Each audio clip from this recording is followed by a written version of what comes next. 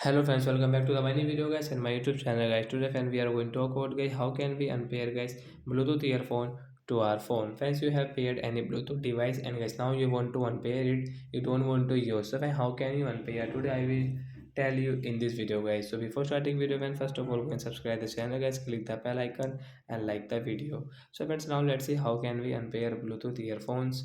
So guys, we will open our phone setting to unpair it. After on phone setting guys, scroll it friends, click on guys your phone Bluetooth setting guys, click on your phone Bluetooth setting.